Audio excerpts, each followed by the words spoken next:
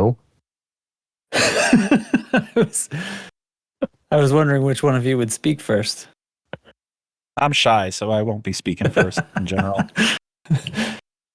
I'm right. shy. I'm shy also. No, you're sure not. You are, bud. Well, here we find ourselves again. It's the Loose Screws podcast, and this time it's on January 8th or so. Aced? That's what my notes say, because all I did was change the number. It's my fault. It's a joke that I made. It's a trap that I sprung upon myself. You're a giant aced hole.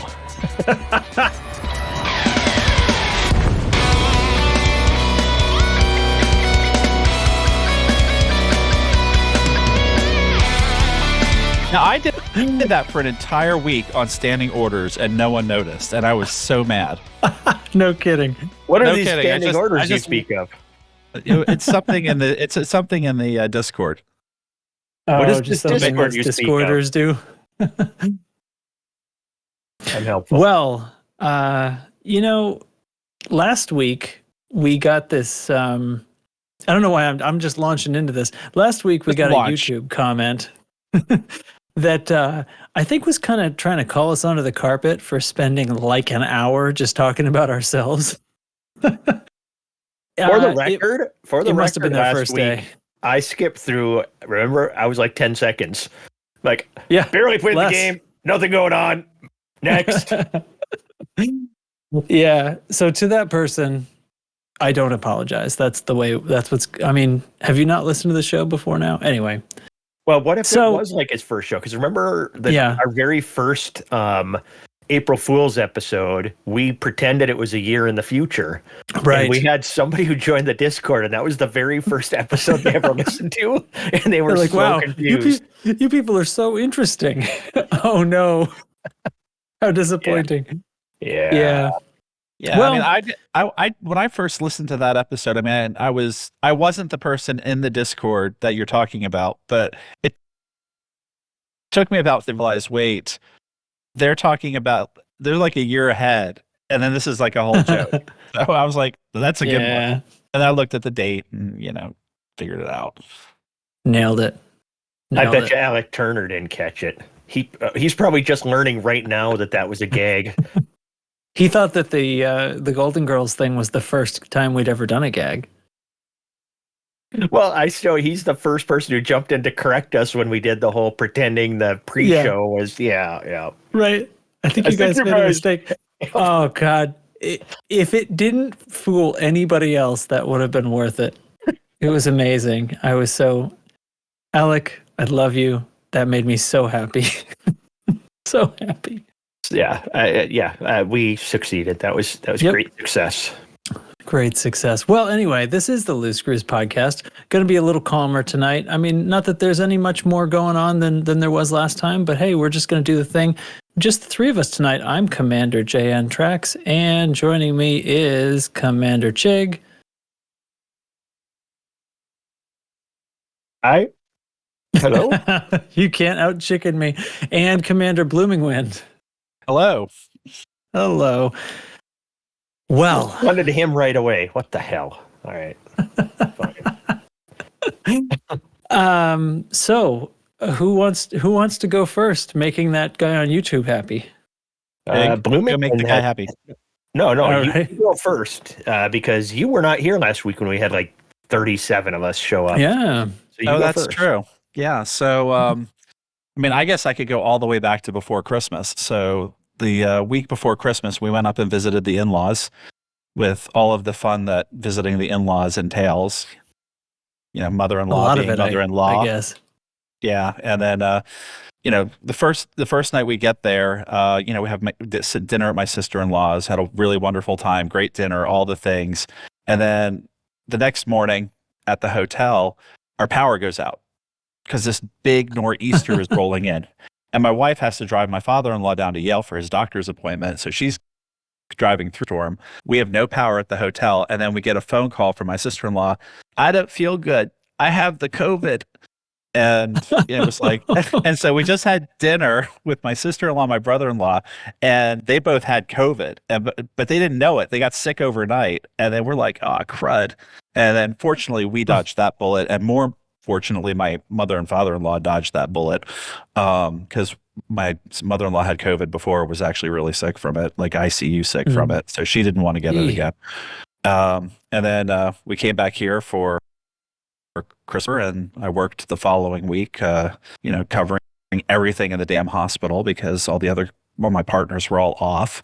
But then everybody got back to the grind, and I've been playing just a ton of Elite, doing BGS while I've been in town. And, when I was not in town, I didn't do anything. So that was my last 3 weeks in a nutshell. Was it very long efficient. enough was it long enough to be annoying for the guy on YouTube who didn't like me talking about my weeks? Well, at least you check the mentioned clock. Elite. Yeah. I did play Elite. Yeah. Sweet. Well, everybody's feeling better then? By now? Everyone's all on the mend, and no one else got it. With the world. So yeah. Great job. Thank you. Sweet. What about you, Chig? What the heck? Well, I have no in-laws to talk about. I have no COVID to talk about. I did shoot some aliens in Elite. Yes, I played. Woohoo! A couple times, I think. Didn't we play twice in the list? We did a Thursday. We did Thargoid Thursday, which I guess is going to be a regular thing. So I finally made somebody in Discord in charge of events who's actually doing events, and it's Volt, and he's just doing all of them and scheduling them out. We've got events, like weekly recurring things, scheduled out for a year. That little eager beaver overachiever. He had that power for like 30 hours, and he's like, it's done. Yeah, we're good. Yeah, that's good. I completed that level. But is he doing his classwork? That's the thing I worry about. Right. I think he dropped out of school just to do our events, to tell you the truth. Well, I guess that makes it okay. Yeah, as long as somebody's doing it, I don't care about what happens to them in real life. But and we go with Tharg's Day because it drives Adaxius, the a-hole, crazy that we use alliteration to address activities. Oh, is he not okay with that? You didn't see the whole thing in Discord? No, that was probably when I was getting run over. Why do you think he wanted to schedule another night for Thargoid hunting that wasn't on a Thursday? I thought it was just because he has some commitment on Thursdays and wasn't going to be able to be there or something. No, he hates alliteration. Oh no! So he's been event coordinator for about a year now, and I think this was the first thing he scheduled just so that it would not be an alliterative event. Right. Weirdest thing ever to have a massive pet peeve about. And notice pet peeve is alliterative. Jesus Christ, we can get this guy from every direction.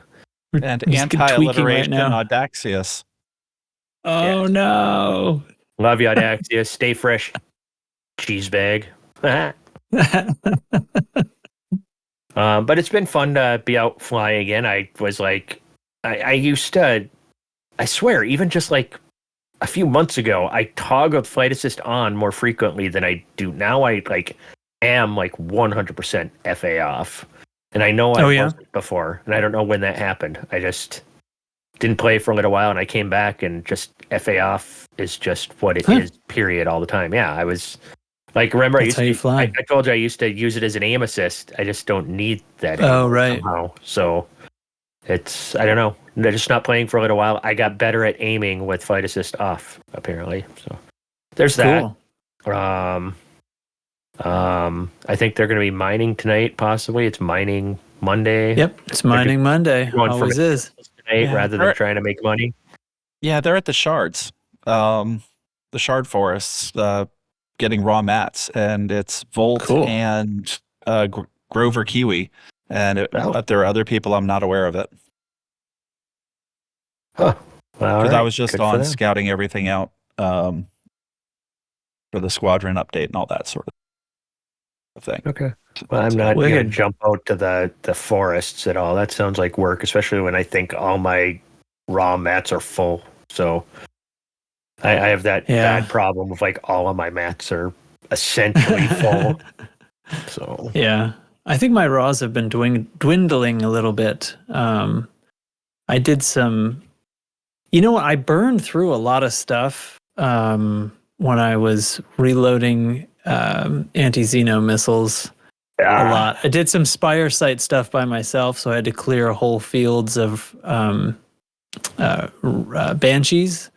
So I reloaded AX missiles a lot and depleted several of my raw mats that way. But anyway, it's fine. I was able to refill, I think, trade down, but yeah, I'm getting low on ruthenium, and that's about it. But there's a neat thing I've noticed in if you're platinum mining on PC, unlike on the Xbox, you can get selenium. So from platinum fields. From platinum fields, you can mine you can get selenium, and so I mean my selenium's like 150. So I can just trade that down because I sometimes go mining just to relax. So oh, my selenium's full, great, so that's kind of a good thing. But the only one that I know of that that'll drop is selenium. Neat. I refilled mine doing plant gunning and stuff. Driving around on the SRV, finding the other plant stuff. Also, you see stuff on your scope, and I have no problem just driving around in the SUV. I'm not like Alec Turner, who's driven like a light year in the SRV, but I'll put on a lot of kilometers. Kilometers? I like kilometers personally. I don't know what a meter is. Nobody measures anything in meters. Kilometer. I'm still trying to bring the fathom back, but as the standard measuring for everything. Yeah, that's what we need to do. But that's how I kind of ended up refilling all of my raw stuff, is just out doing some plant gunning and just driving the SRV all over hell and back. So pretty good idea that way. Yeah. So that's Let me see. Real life. What did I say? No in-laws, no COVID. Work has been killing it at work, so life's good there. That's it. That's it. Random guy from YouTube. If we didn't scare you away last week, now we've made you. We've brought you up like 15 times, so now you're like a minor celebrity. Like it's probably somebody of minors. It's probably somebody who never listened to an episode before, wasn't very happy, and is never going to listen again. They're never going to hear this. Yeah, that's so unfortunate. I hope that they do. Yeah, I'm really hoping that we get another comment on YouTube from them this week. Something like one of those "fuck you guys" kind of things. That would make my year, and it's super early in the year. So, Mr. YouTube friend, if you do hear this, please come tell us off. Please. That would be awesome. Join Discord and private message me a bunch. That would be great too. I love that. Oh, yes, I love it when randos DM me. Yeah, and I never ban anybody. I'll just let you go off until I just finally ignore you, and you can message me 50 times a day if you want. I am amazing at just ignoring you. And occasionally saying hi or something. Just, I don't know. I'm a dick. Well, as for me, we did a Thargoid Thursday, and then we popped on. I guess last night we did an impromptu. Hey, what the hell's going on Sunday? And made another, 300 or 400 million. It was good. So yeah, I mean the thing is, Thargoid combat's a little bit back. They turned a lever right around holiday time to make. I don't know the exact, like it used to be 4 alerts could happen. Now there's 6 or 8 per Titan or something like that. So, nothing, it doesn't seem like any other values have been changed, but that's enough to sort of make it so that there is a little bit of combat at any given time. And yeah, I've liked grabbing a little bit of missions, little biotech conductors for destroying a Cyclops. There's going to be plenty of Cyclops around. It runs so smooth. I was surprised how, a couple. It's a lot better than it used to be. Here and there. Yeah. But yeah, it's very nice. I like this idea flying around the stage that what are these things called? Settlements. Flying Yeah, around we the were at a settlements. surface last time. Then you Yeah. can drop in I don't know, heal up. No, it's repair. You can land and repair your ship. Heal and up. get No, back in that's the fine. fight. Yeah. Cleric. So, but And there's no I miss- swarms on the I miss surface swarms. too. That's why people like them. Yeah, swarms add some challenge. I mean, how easy is it to kill hydras when there's no swarms? It's very easy. So this is the balance as I see it. I think the surface sites seem to be more likely to produce basilisks. So we see them in reasonable numbers, whereas at like an outpost or something, you don't necessarily. There's no swarms because they're down at the surface. You get 2 hydras there. I guess you get 2 hydras at any station these days. And often you will get a trio of glaives. That's happened at least once per instance, and sometimes 2 or 3 times per instance. So that's I think where they're kind of trying to scale the difficulty a little bit. Not that the glaives are super hard, but it does force you to use those repairs that are sitting there because they melt your guns and stuff. But yeah, it's not too bad. I mean, we can also do space stations where there are still missions, just like on the surface, and you can repair just like on the surface. And I think the larger ones, like if Coriolis or something like that is under attack, they might also sometimes produce higher level interceptors, which is nice. And there are swarms out there. So, it will be doing the Thursday thing wherever the invasions and attacked stations happen to be. So, and there's still the regular old conflict zones in their varying levels of intensity. So, yeah. And I guarantee if you come out and join us in this, you will find it. If you haven't done a ton of Thargoid combat, you will find it challenging and fun. But I think for us, challenging is no longer really there. We killed so many bugs back when we went for our whatchamacallit, our trophy where we Operation Bronze Medal. We got the trophy. So many of us killed so many bugs then that now a lot of it is almost trivial. And I mean, there's a few things that have adjusted over, in the updates since the war has started. There's some behaviors and stuff that have changed a little bit, but they're still incredibly easy to survive. And some of the new things like the higher capacity, heat sinks that we have. That's and right. And the caustic sinks that you can, there's a lot of things that even made things even easier. And I mean, you and Scotty are out there. All of us have soloed hydras. It's pretty. We can. I'm not going to say we can protect you, but we'll make it so you can make a ton of credits without being too terribly scared. Really though, it's that there's a crowd involved. Yes.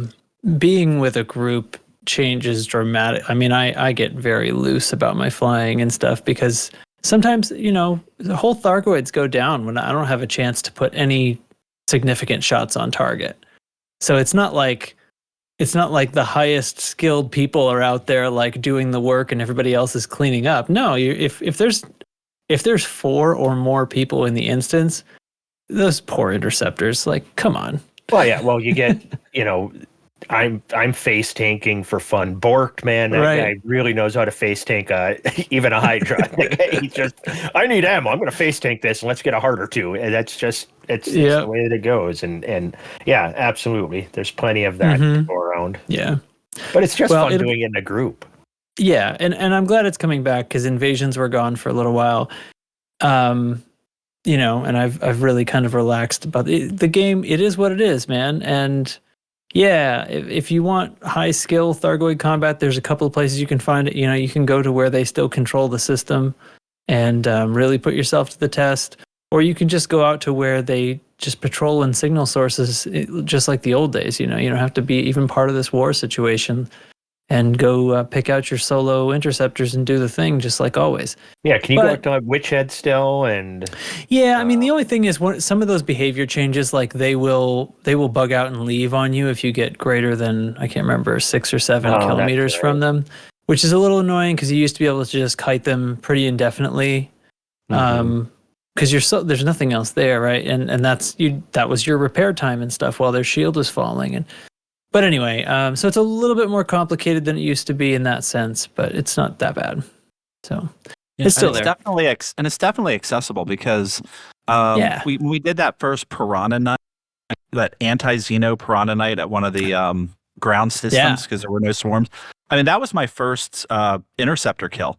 And you did it in a small ship. And I did it in a small ship. And then once I said, okay, I'm just going to bring my my crate out. I mean, then it just got to be a lot of fun. And then there were times where I would go out and there were some other people there. I had no idea who they were. Wasn't people from the squadron. And I was like, I feel pretty good out here, And it was because I went out and did it with you guys that it made it, made it something that went from, only the big dogs do this to, it's accessible for me too. The legends do it, and now I can do it too. It's not as bad as I thought it would be.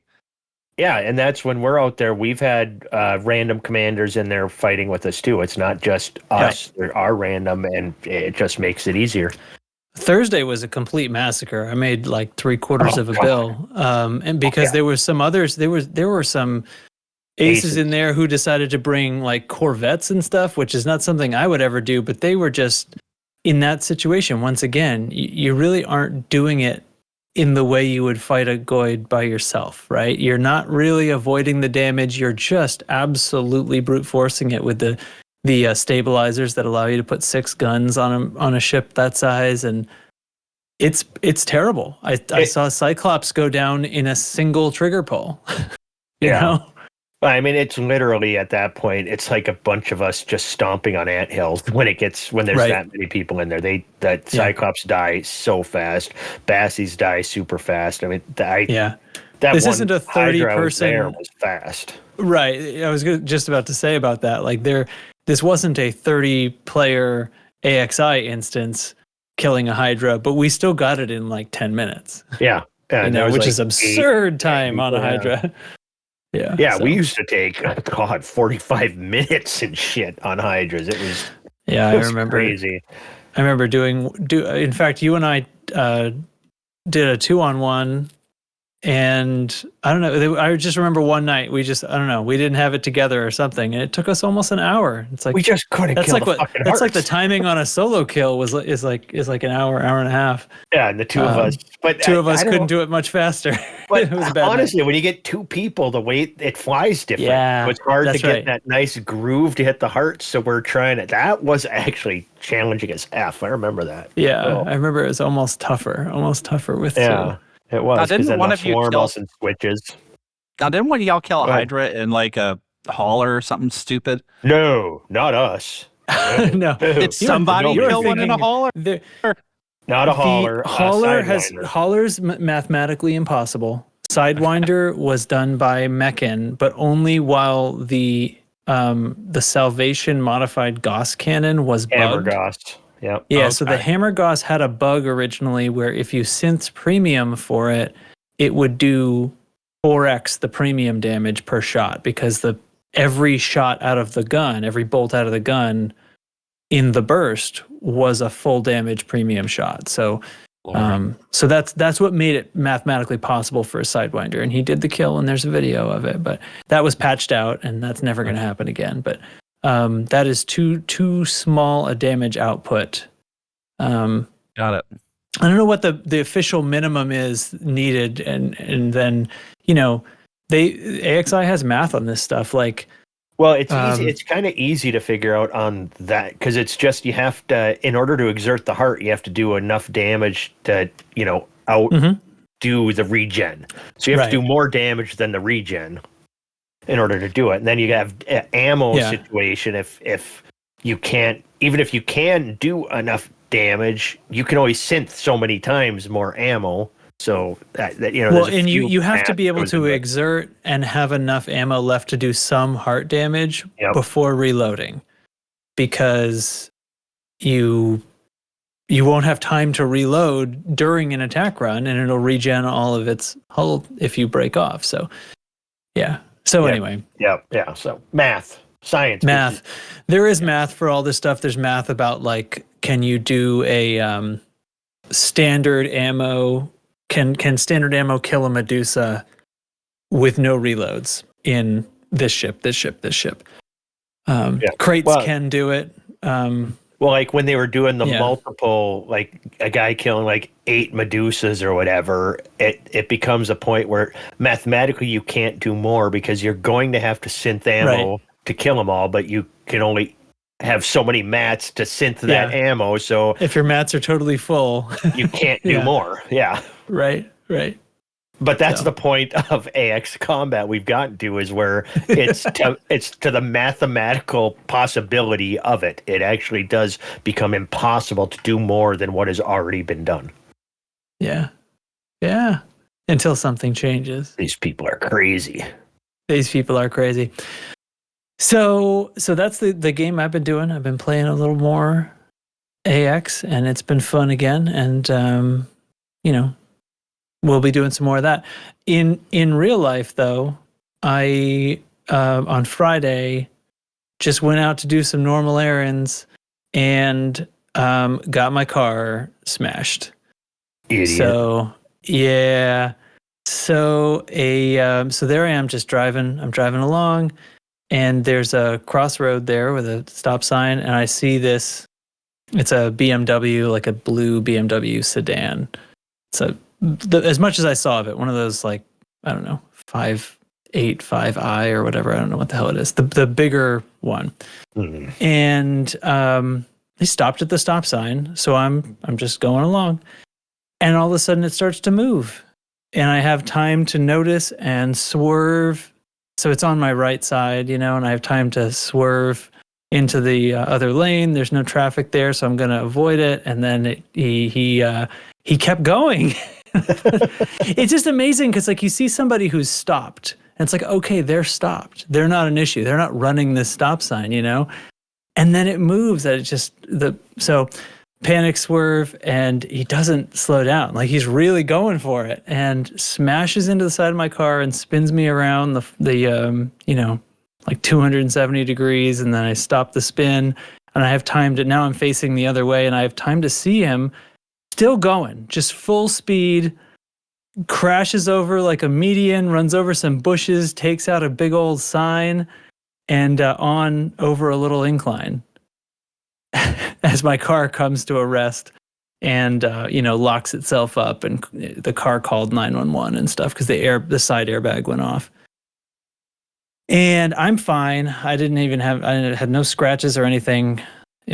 Side airbag went off, but it didn't break the glass and stuff like that. So it's pretty lucky. My dogs are making some noise. I guess they're trotting upstairs. Okay. So I'm fine. The police come, and I tell them what's going on. Some people stopped. Some other people saw it, and like they, gave their statements that matched mine and all this stuff. So apparently this guy went on and hit a truck further down the road after me, and then eventually stopped at the grocery store parking lot. And some people found him, then they came, and the cop was like interviewing me, and some other guy came and said, we have the guy over here. He stopped. Because he looked like he was running, right? Because this car just took the fuck off after plowing into me and through me. He looked like he was running. So then he come to find out he stopped. So the cop comes back after he goes to talk to him, and I'm waiting for the wrecker and stuff. And they come back, and he says that the guy stopped. He was not trying to run. He has insurance. He's cooperating, all this stuff. He says that the accelerator got stuck, and the cop's kind of making eyebrows at me, right? Got stuck by his foot pushing it right away. And he's an older gentleman, so now basically I fully believe him. I fully believe that he was stopped at a stop sign. He rolled forward a little bit to see a little better down the road, and went to stop again a meter or two ahead, and hit the wrong pedal. And then when his lovely BMW happily obliged him and accelerated, he panicked and stomped on it even harder. I think that's exactly what happened, and he did a lot of damage ping-ponging down the road. So I'm totally unhurt, and I take it he is not hurt either. I certainly didn't hear anything to the contrary, but there's no way my 11-year-old Ford Focus is worth replacing an airbag and some door panels. It's a total. The airbags alone is going to be worth like, dude. They cost like 12,000 or something to replace. Yeah. So the cost to repair, get a couple of doors in paint is more than your car's worth. Yeah, absolutely. When my wife got rear-ended in our truck, it didn't look like much damage at all, and it was like $9,000. Yep. And there was no airbags. There was nothing. Right. So, I've had there was years ago, there was another crash that was a lot less damage than this, and it was like $7,000, which they did fix. But so I'm just waiting at this point because that was Friday. I haven't heard anything yet today about their evaluation, but I know they're going to total it. And it's just a matter of what I can get for it, I guess, out of this guy's insurance. So, so now I'm car shopping when I didn't want to be because I really was not planning on buying a car, but we really wanted to wait another year or two and just drive this one into the ground a little further. But whatever. That's where I find myself. So I know a guy who could put you in a nice vehicle. Yeah. Chig? Well, we're pretty. I did already chat with Chig a little bit about. I had a couple of questions about advice about dealerships because I'd heard some funny advice and I wanted to know the actual truth about why I was being told what I was being told. That's a different story, but. Anyway, we pretty much know what I've driven a few things at this point and I know what I want. Now it's just once again, it's like I'm kind of being picky about this car because I'm planning on having it for like 10 years. So I don't want to just like not get the options I want. And so I don't know. It looks like it looks like there's like one. There's like one in the country that has all the. So we might be driving up to Illinois here at some point to pick up a car. At least we don't have to go to Vermont like we did last time. Wow. Your dealer, the dealer you were working with, did he find it for you or? No, we're just searching like inventory from the manufacturer. Specific cars you're looking for, they'll have tools that they can tell you exactly. Yeah. You click everything and like let's say you were looking at a Stellantis thing because that's what I deal in. I could get you exactly what you want and tell you exactly where those cars are anywhere in the country. I mean I don't know exactly what system it is, but like the car we're looking at is a Chevrolet, and on their site you can basically like configure and it's like, okay, so here's the inventory and you can sort of set the radius. How far out do you want to search? And it'll show you things that are exact and partial matches. And, so that's what we found is like this one, it's less than 300 miles away. Okay. It's not that bad. See, like if you were in my dealership, I would just get that to my dealership for you. Yeah, so that's the question is we might see if this guy would do it because if you just on their website, if you're like bring it to me, it costs almost $1,000 to have them bring it to you. But if I have a dealer do it, it's new. Okay, new. It shouldn't cost you anything. That okay. We'll talk about this another time. I always find it fun. I'm sure Bloomington sees people posting shit, or you see people posting stuff about sound or music. And you just kind of stay. And they out have of it a little wrong. Yeah, well, like everybody was talking about like credit scores the other day, and I look at 100 credit reports a week. I know. Right. I know what people look at and what banks look at and what is actually on actual credit reports, not like something you get on, Credit Karma or something. I see this stuff all the time. And I almost started typing a couple times. I'm like, no, I'm not going to get into a conversation. It'll just take way too long. But just know anybody in the Discord, any of you that I consider friends, feel free to DM me if you got questions about any of this stuff, car buying, credit questions, anything. It kind of is my jam these days. So yeah. So, but and I appreciate the advice. I know what you're saying too. I do sometimes not weigh in on things, but anywho.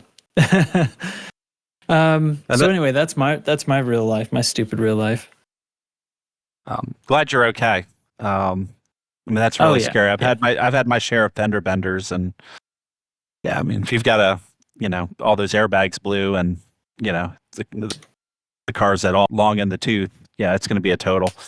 So, no question. I'm not even worried.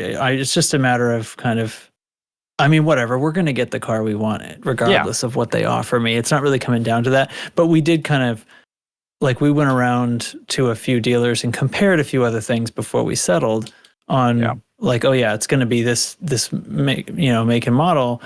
And every dealer I go into, I'm like, hey, listen, I know what your job is. I am not going to buy anything from you today, so please, I don't want to take up much of your time. I just want to get into this car for a few minutes, and we're gonna take a quick little 5-minute, and then we'll be out of your hair, kind of thing. Because I don't want them to think that I'm, because I wasn't ready to buy something, and it's a pretty good excuse to not get into a long conversation about it with any of them until I know I really want to. So anyway, shall we get into my game crashed a second ago, by the way, just for no reason. I'm just drifting around my carrier, crashed the desktop. Actually doesn't happen very often anymore, but worth mentioning. Yeah. Shall we get into some things about, there's a little bit to actually talk about that isn't just about me and my broken car. Sweet. And shall we start with the squad? Oh, you're going to say something? No, I was just going to say that, your broken car is a fan favorite.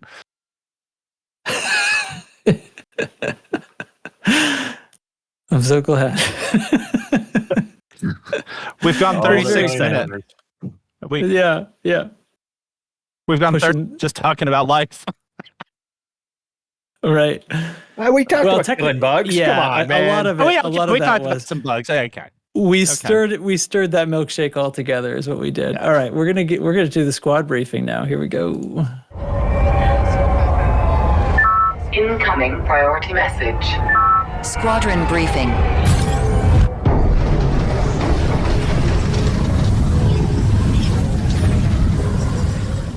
Alrighty, well, we've got wars still going on in LTT 10480 is for second place, and then we'll be super control in that system.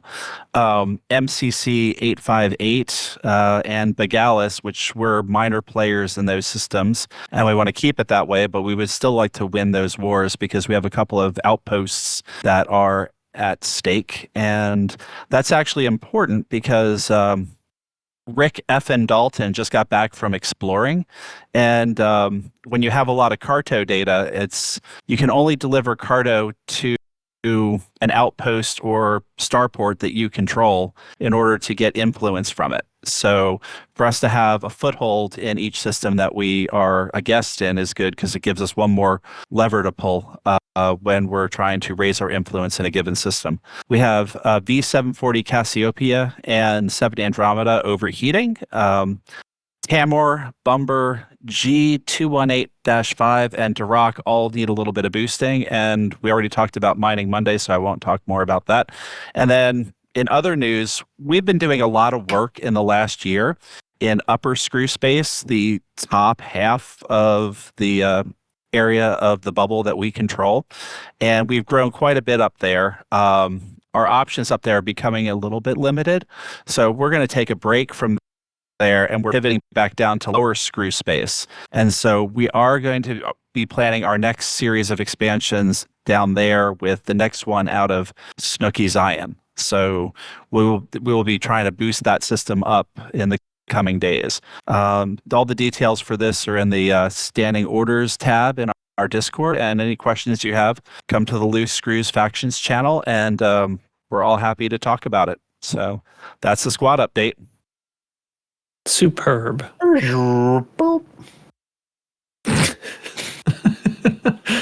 That's a cool Fantastic. sound. Yeah. Hey, that's Can we record that? I think I have that. Hold on.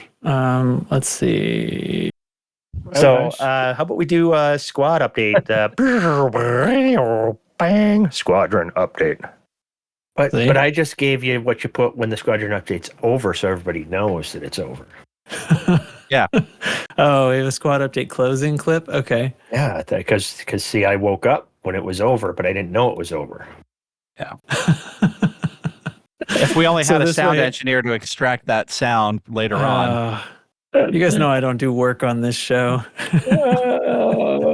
We are aware.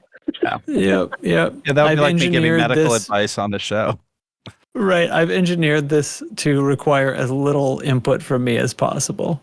I have preset EQs for all of your channels. Like whenever we do a show, whoever is on the show, I just drag your tracks in my mix session up to the top and then put your audio on that track. You're already pre-EQ'd and everything. Those are words. Yep. Anyway, so what else is going on here? Well, there's just a couple of stuff that, of course, I just learned from the Burr Pit news video. But that's fine. I could repeat it to this crew in case anybody doesn't catch up with the Burrs in time. Hey, careful. Plagiarism is tough these days. You gotta make sure. Oh no, you're citing them. Never mind. We're all good. That's right. I footnote cited it. them fair and square. That's right. This is from the Burr Pit Witch Space News for Friday, the 5th of January. This is where I heard about this brand new exploration tool for those of you interested in exobiology, especially, I think, but I think there's a lot of other things that it can help with. The SRVSurvey Exploration and ExoBio tool from Commander Grinning2001.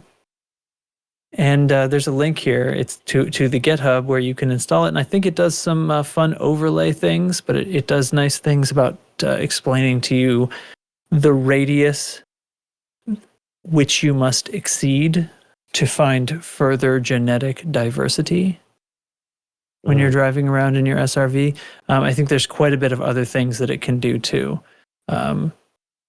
Not even scratching the surface, but it does some fun overlays on your game. So if you're into that kind of thing, this tool, I'm told by reliable sources, is invaluable. Any questions? Because I can't answer them. I don't even know what to ask because honestly, I haven't Where done do we anything on foot download yet. this tool? Yeah, where do we download this tool? Well, you can follow the link that's in the show notes. Our show Or- notes? Yep. Or you can go to github.com/a bunch of stuff that I'm not going to say out because it's long. I have a new plan. I am going to private message Rini and tell her to send me a link personally because I'm a very important person. That's true. You should. And she'll get Burr to respond. Oh, I'm sure she will.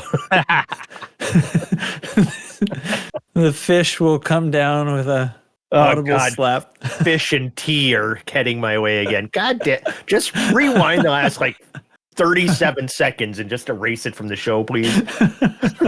Oh no, it's going in. He is garbage. I mean, go on. So since this show, there really isn't any other elite stuff besides Squad Update and this community corner things in the show because there just isn't nothing's happened. Well, what about the days are numbered thing that Canon found? Oh yeah, I had forgotten about that. So somebody found that if memory serves me, someone recorded a sound that they picked up near their own fleet carrier, right? Correct. Was it in the DSS or the FSS? Excuse me. Or was it just like the? Okay, so their fleet carrier was near a Titan, like it was near AX space, and they focused on their fleet carrier in the FSS scanner and recorded the sound. And I looked at the spectrograph and I think it's pretty plain as day. It says something about days are numbered. Pretty unmistakable, I have to agree. So unless it's a hoax, and Canon shared it, so I'm thinking not a hoax, hopefully. They don't typically participate in hoaxes. Yeah, they would vet that it was real before they would share it, I would think. So that is vaguely interesting. What would that be, though? Okay. Now something's leaping to my mind. Yeah. There's a number of questions, but it's in English, so it has to be humans doing it. So that makes me think the only possibility is the people who are being released. Salvation. No, I hadn't thought of that. I was thinking the people who were victims of the Titan and that the Alliance is releasing. That's they're letting them go home to their families. But I don't know why there would be. I would do it on fleet carriers. Well, yeah, and the hiding the message. See, That's one thing I love about this game is the crazy shit like that. Who thinks to run these Right. sounds to a spectrometer or whatever the hell it's called? Yeah. Is that what is it? Spectrograph. A spectrograph. There we go. Thank you. Not a spectrometer. Instead, it's a spectrograph. So Yeah. Yes. So I love when stuff like that is the game, and then you start, digging in and where could this come from? Yeah. The Yeah. other thing about it that I have is, did anybody look at this before? This could have been in game a long fucking time, and somebody just now discovered it, then got confirmation. So, some people are like, "Oh, next patch we could have something," but this could have been in the game for literally since the Titans arrived. Yeah. Right. And have they compared it to other? Have they compared it to other things that were scanned, like planets, stations, stuff like that? Or a fleet carrier at a different location. I mean, the fleet carrier in question, in the Reddit thread, they said that they were near the war zone, but does that even matter? I don't know. I don't have a spectrograph on this computer that I could easily hook up, or I would just point it at my fleet carrier right now, but I do not. I'm wondering if we can advertise for Niebla's artisanal tritium, so their fleet carrier, if someone does a spectrograph, they'll say, buy Niebla's at Lambda Andromeda. They'll point their FSS at you and they'll hear a radio ad. Yes. No, that'd be even like love it. spectrograph be damned. Like, we need to get in people's earballs. It's like they point over there and it's like, if it's not, how do you, I think I've been pronouncing your carrier. Yes, it's If it's not Niebla's, it's just sparkling hydrogen. Sparkling hydrogen. That's right. Earballs is actually genius because you need to get a sound in order to see the message. Right. You're a genius. Can't believe you smashed your car. Wow. I didn't smash the car. I almost avoided it. Almost. Horseshoes and hand grenades, as I said to my daughter later. And apparently driving right now. Oh yeah, earballs and put messages. That would be something they should let us add to the game. Random hidden messages. There's gonna be a lot of penises. For arcs, you can draw a penis in audio on your fleet carrier. That people with eyeballs can look at. Earballs can hear and look at. We're so dumb. Well, you're right. So that's something I'd forgotten about. I don't know if you have if somebody, one of you wants to dig up the Reddit thread about that, I can put that in the show notes. I try to stay off Reddit as best I can. Yeah, me too. Lark or somebody shared it earlier in the week in our Discord. So, the other community thing that's going on is the first great planetary expedition is having a reunion, I guess. So Alec Turner was in charge of this at the time and is, I think, in charge of it again. But it was this group circumnavigation of a planet in SRV vehicles. In surface recon SRV vehicles. Can you get me the VIN number for your car, please, sir? Yes, exactly. So the link to their Discord server you will find in the show notes, and the event is, since it's a recreation of the original event, it needs to happen in legacy mode, since that's the only galaxy that existed when this event originally took place. That also means that flying out to this planet and participating in this event will not prevent your live commander from continuing to do whatever the heck they want to do.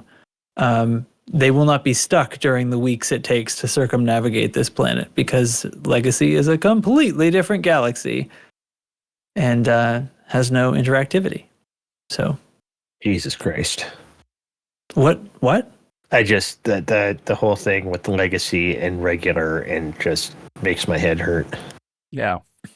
Oh, okay. I'm not. Well, in this case, it seems like a good thing. Yeah, I'll just go with them on my console. Apparently, can I do that? Am I right? Am I I don't right? think you can. I don't think you can find them in your on your console. God damn it! Because like all of Legacy doesn't cross-platform. It's like Right, each is its own when it like became- Earth. Imagine when they went to Legacy and Live, they were like, they finally combined it, and Legacy is now a merged galaxy between console and PC. You asked for it, here it is, and it's segmented from the live game. And it's an Xbox VR. That's a thing. Oh my God. Man. Yeah. So, for those of you who might want to help reenact the first great planetary expedition, that makes me wonder, was there a non-great planetary expedition? Well, it would just be any random planetary expedition. This was the great one. But it's the first great one. The first great one. Oh. Oh, well, I guess this is the second great one then. This is the second. So the original was the first. Right. Who decided that the first one was great, by the way? Who judged that and decided that? I think it must have been Alec, right? Well, all right. I guess that checks out. You're not gonna. You were all ready to come down on him, but well, I want to be nice to Alec. Yeah. I mean, as long as he's playing, the Golden Girls theme while he's doing it, I'm fine with the entire thing. That's got to be the theme for this expedition. Thank you for being a friend. All the way around the planet. All the way around the planet. How long does it take him to go around the whole planet? We could probably do some math. Size of the planet and the speed of the SRV. Depends, Alec of course, Turner will do greatly. it. Yeah, Alec Turner will do it like way faster than anybody. I'm going to admit right now, I have no idea how to make an SRV go that fast. No, I can't get nearly. I can do a little bit. I can do the fliving thing. I've actually got okay at that compared to how I used to be. But the speed and accuracy, but mostly the speed is the thing that it's hard to imagine. Yeah, I don't know how. Still. I can get going a little bit above what I can go normally just driving, right? Kind of fliving, but I can't get that exponential speed boost. Right. The speed is much more consistent above the surface as well, because you're not always running into rocks and shit. You're getting spun around and vomiting on your shirt and stuff like that. Yeah. Almost never vomit anymore now that I'm fliving. Yes, exactly. Very little. Very low levels of vomit. The only way to travel across the surface, other than just getting in your fucking ship and flying, way faster. But I digress. Well, that's what you should do then. Turn up, join the Discord, turn up on the day, and just fly your ship. My ship around and be like, I win. Just fly. No, just stay with them.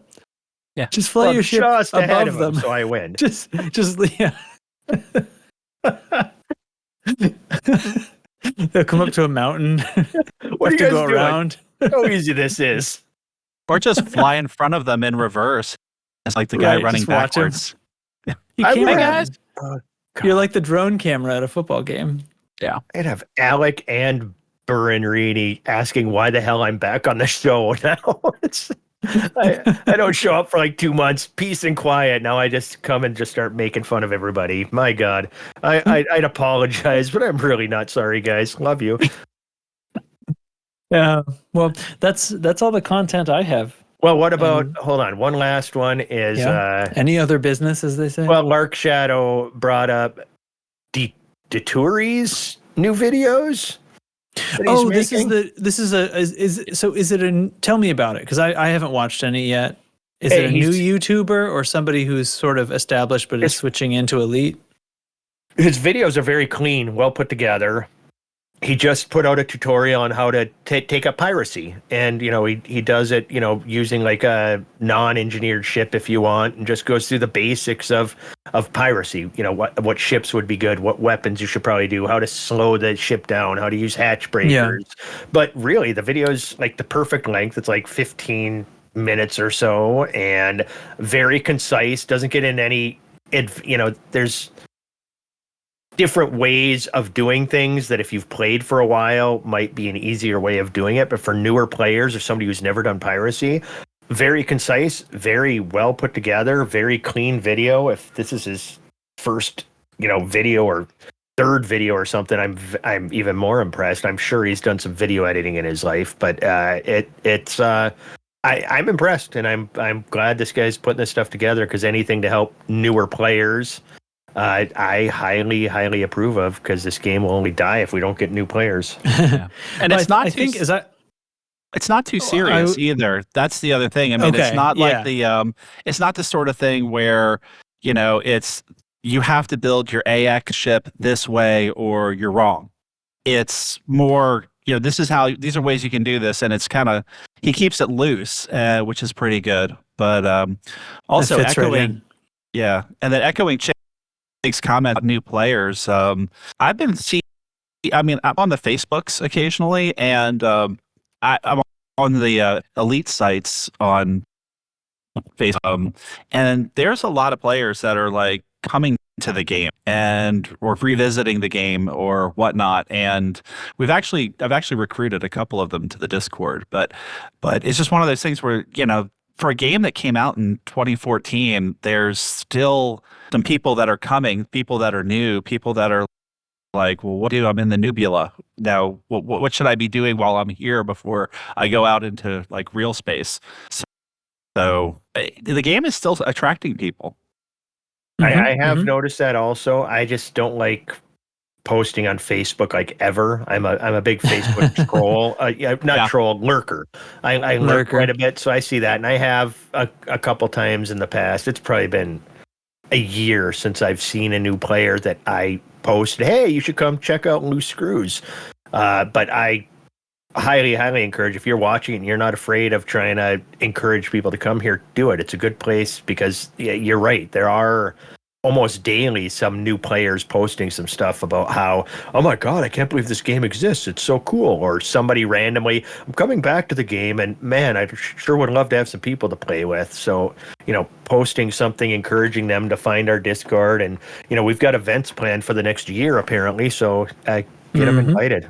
Yeah, and we got Bork's bank of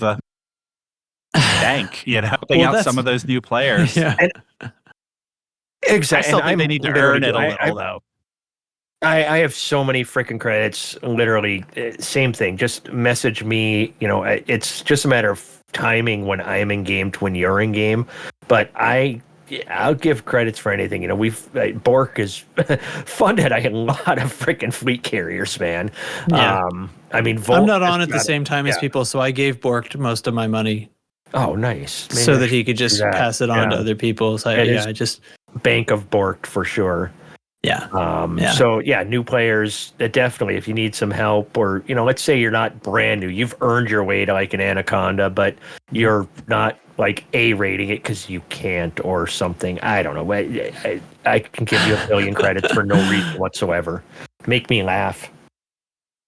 I tend to think that if you credits are not really the hard part of the game. No. So if you are skipping credits just to buy ships, you're probably missing out on gameplay that you should be enjoying instead. Yes. But for people who have been at it for a bit and they're kind of just trying to get over the hump to fleet carrier zone, I think that's mostly what Borg is doing with all this money, is just fully funding fleet carriers so nobody has to like do a 3-month grind on anything. He gave a guy 1 billion credits just so he would not buy a Type 9 and got him into a Type 10. Yes, and I argued with him quite a bit about that. I witnessed that. I didn't like the fact that he just dismissed the Type 9 either, because the Type 9 is, as far as cargo ships, very, very useful compared to the Type 10. Yeah. But But as the vice president of the T10 fan club, I will say that I have a T9, and I used my T9 for cargo, and I probably made some mistakes building it because I was really trying to go for jump distance rather than defense. And so like I would occasionally get pulled by an NPC, and I would get occasionally killed. And I was just like, this sucks. And so I just would jerry rig my mining T10 to be cargo. And, I was like hauling half as much as I could, maybe 2/3 as much as I could in the T9. But I was like, I'm not dying. And I'm like getting mats and bounties for all these guys that pull me. So yeah, I was very happy to, take the extra time at that point until I got my cutter. But I still use T9 now for loading and unloading my fleet carrier and delivering that delicious Nieblis artisanal tritium. That's sweet blue gold. That's sweet blue gold. I deliver it, anyone who needs it, and puts a buy order in and lets me know. But in all seriousness, I still use my T9, but I use it as a shieldless, just back and forth between a starport and a fleet carrier. That kind of a thing. And I don't really run into too much trouble. Occasionally some guy pops into my instance of my fleet carrier and it gets incinerated by security. But See, I'm a Type 9 and Type 10 Bobo too. I'm a Type 10. I absolutely love the Type 10, but it's right tool for the job if you're just transporting something. They're almost non-overlapping ships. In my opinion. Like I get that you've just described a place where they do overlap, but in my opinion, they're, and the story kind of backs this up too, right? It was like this desperate move to create battleships by the Alliance that causes the Type 9 to get all this shit bolted onto it. It's sort of a cool story. But it means they're not aerodynamic space. they're not, remotely overlapping ships. It's not like the two Krite ships. Like there's some overlap there. There's considerable overlap. They're both fairly well suited multi-purpose with shifting stats in one direction or the other, right? These I don't think are at all, right? Then I just said, but you outlined a scene, you say, okay, well, you're giving up some of your cargo space, but you like it better. Okay. Yeah. But then whatever, are we having this conversation? But then the Anaconda beats it. This is the thing. So here's the thing. If you're getting run down and blown up in your Type 9 running cargo, you can fit more cargo and have the defense, probably approximating your Type 10's defense with an Anaconda, and you'll have better jump range doing it, and you'll run more cargo. But it doesn't look as cool. I don't know. The Anaconda looks fine. I like the way the deck. I like the way the deck guns look when you're sitting in the cockpit. That's pretty sweet. I like the cockpit of the Type 10 and the Type 9. It's a bridge. It's beautiful. Yeah. An Anaconda looks dumb. And the thing is, like, just I want my Anaconda. That whole like, when the player starts playing, they're like, I want to get that Anaconda. I got to get to my Anaconda. I got to get to the point where I can get the Anaconda. Hutton. That I'm like, well, yeah, you could fly out to Hutton, but I'm like, I didn't want an Anaconda on principle because of all of the people like, I got to get my Anaconda. I'm like, I'm not going to get one. It's going to be the last ship I get, and I finally broke down and got one because I have all of these paint jobs, all of these free paint jobs, and, from all the Twitch drops and everything. And I'm like, I got all these drops. And it's like, I don't have the ship I could put them on, So I finally broke down and I decided, for those salvage missions for BGS where it's like, go and scoop up, scoop up this, black boxes and stuff. I'm like, okay, I'm just going to make a dedicated ship for that. And I could use my Corvette, but I don't want to use my Corvette for that. And so I just made an Anaconda for that. And I like it. So there you go. And see, I don't like the Anaconda because, well, I'm not a fan of the aesthetic, and B, I hate its turning speed in Super Cruise drives me nuts. Not that the Type 10's any better, but it's literally the worst. Yeah. It's the Anaconda, it's exploration ship. It's the best exploration ship. But no, it fucking is not. I don't care. Jump range is not the end all and be all. And for me, especially exploring, turning in Super Cruise is a big thing that I need to do quickly because sometimes you space out and you fly by a planet. You've got to turn around. And if it's going to take me a day to do that, I hate the ship. And that's why I hate the Anaconda. Yeah, my Explorer crate just was great.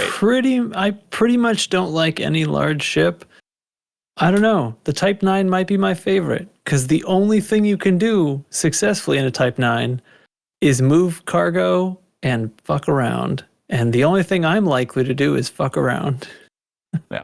See, I love the Type 10. Well, I love the cockpit. The cockpit's just super cool. To me, it just looks like a spaceship.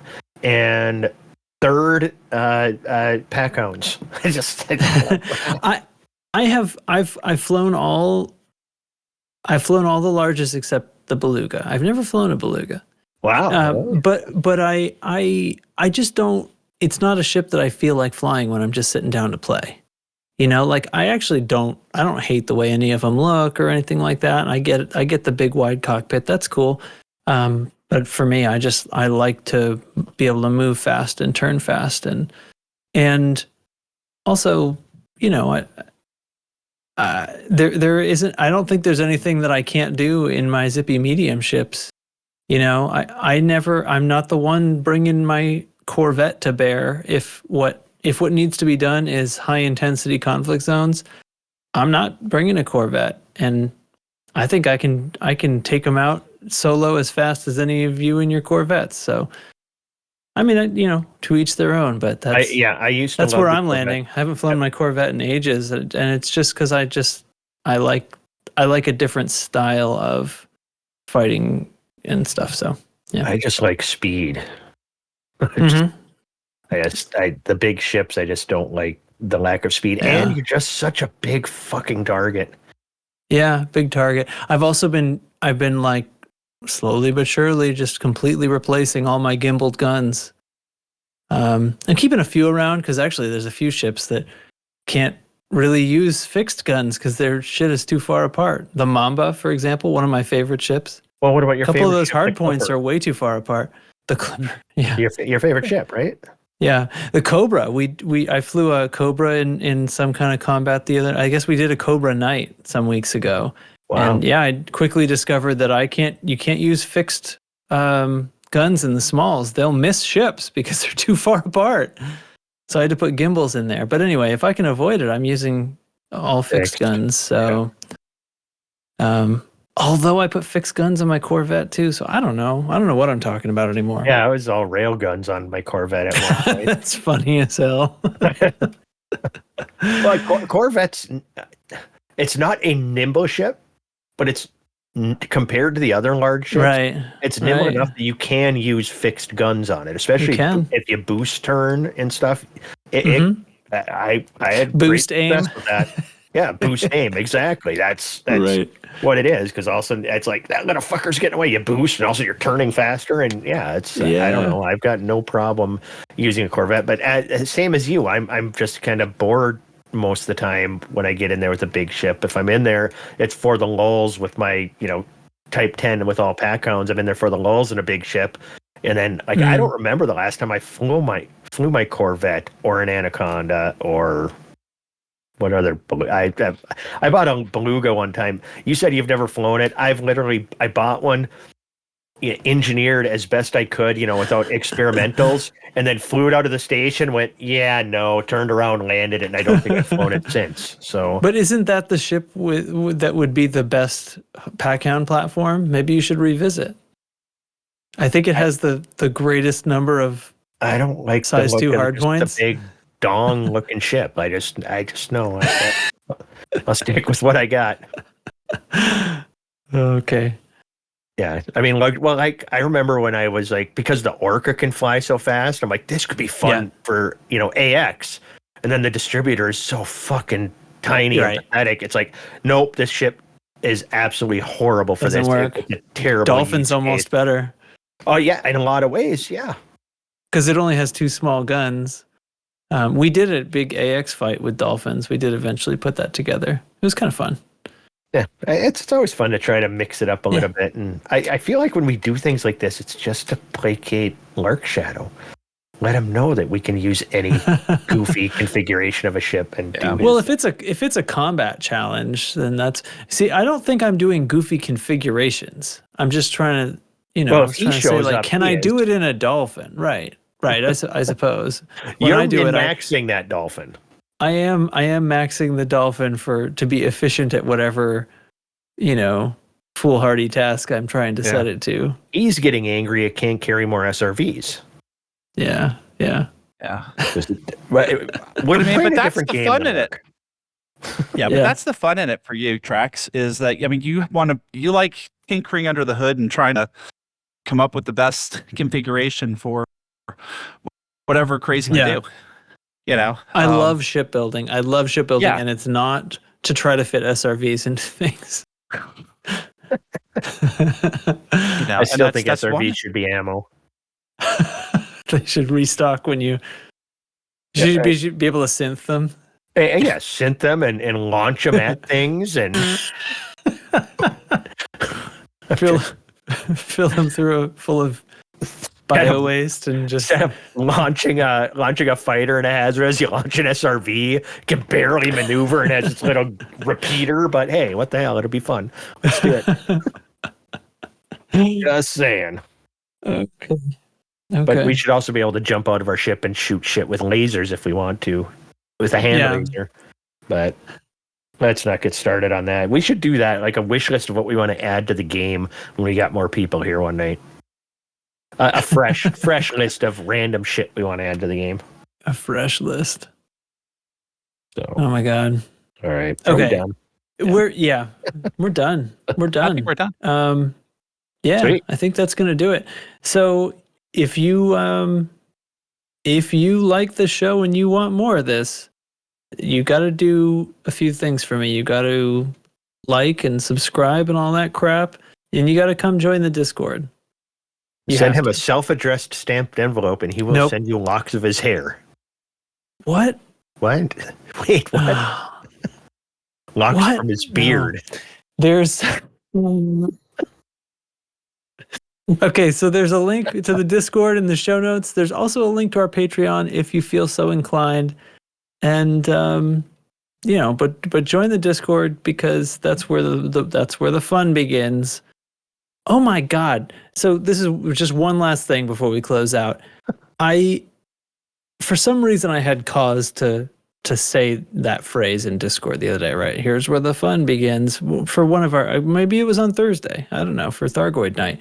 And so I'm like, I'm going to find that GIF, right? Here's where the fun begins. And of course I get Han Solo, right? Yeah. Yep. But I also get fucking Anakin Skywalker in like Star Wars 3 or something. Did George Lucas literally have him say Han Solo's line? What the fuck? Well, yeah. God You like to reuse dialogue. You're trying to get me started, aren't you? You're trying to start talking Star Wars. God damn it. God damn it, prequels. Anyway. Well, one other thing you got to join the Discord for is we are actually still, once again, the idea of a stupid Loose Screws meetup. I mean, a Loose Screws meetup has been discussed, not a stupid Loose Screws meetup.